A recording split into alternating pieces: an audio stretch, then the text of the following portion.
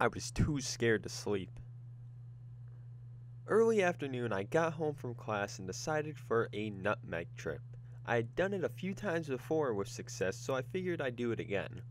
I was all for nutmeg because it gave me similar effects to marijuana, lasted longer, and it was legal. I took the dose in a small cup. After stirring it up in some milk, since nutmeg doesn't mix, I ended up gagging a few times from the drink but kept it down just fine. After an hour later, a friend of mine came over.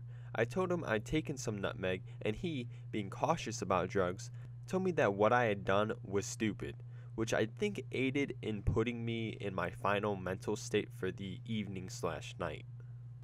About in 2 or 2.5 hours after consuming the nutmeg, I began to feel it kicking in. Similar to the first effects of marijuana, I started feeling spacey with pressure on my face and warming and reddening of the cheeks. About a half hour after this, I had made my way out to the kitchen to make my friend some coffee, then proceeded to sit in front of the refrigerator because I had magnetic poetry, a must for stoners. I noticed that I was more stoned than I had ever been on anything else at any other time. I began feeling somewhat like the things I was saying or thinking weren't involved with my body. I felt euphoric. This was the first time that I had even realized that I was in the kitchen. The only thing I remember about the kitchen was telling him different things that I had written on the fridge with the words. I totally felt like everything I was doing or saying was awesome and great, but felt very paranoid because all my friend would tell me was that I was messed up. Around this time, I started panicking, thinking I took way too much. We were sitting in my living room and was on the beanbag chair in the fetal position.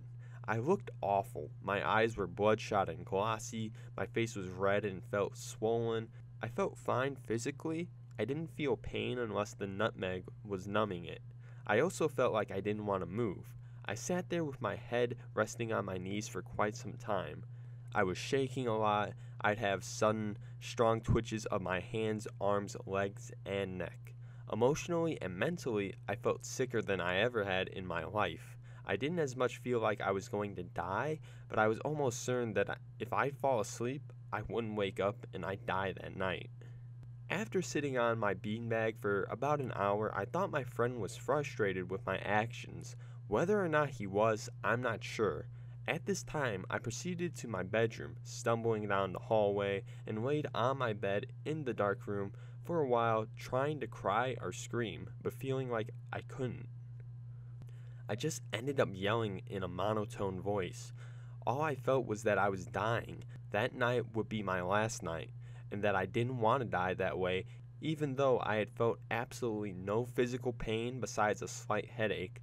I laid there for what seemed to be about a half hour until I decided to go back out to the living room where my friend was still sitting on my couch. He was decorating his drum that he had brought over. I then decided to lay on the floor, and he decided to leave. I felt betrayed. If I was really overdosing on nutmeg, he should have stayed with me. I felt that he left because he was fed up with my actions. At this time, it was probably about 1 a.m. I then got on the computer online because I wanted to talk to someone, so I was using AOL Instant Messenger to talk to a friend of mine.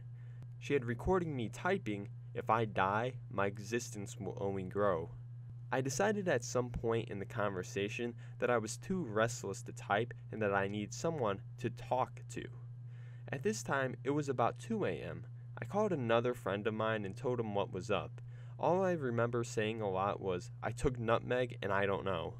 My speech began to become more slurred and mixed up, and I couldn't think, walk, or talk right. It was to the point where he was going to come over and stay with me to make sure nothing would happen. The whole night was mostly a blur now that I look back on it. I can't even remember exactly how I felt, but I knew what I felt was sincere. For the next few days, I felt hungover like nothing else. After I finally passed out at around 3 or 4 a.m., I was extremely dehydrated and groggy. The thing about the nutmeg is that I had taken this much before and had not nearly the effect as I did that night. Needless to say, I'm too scared to do it again.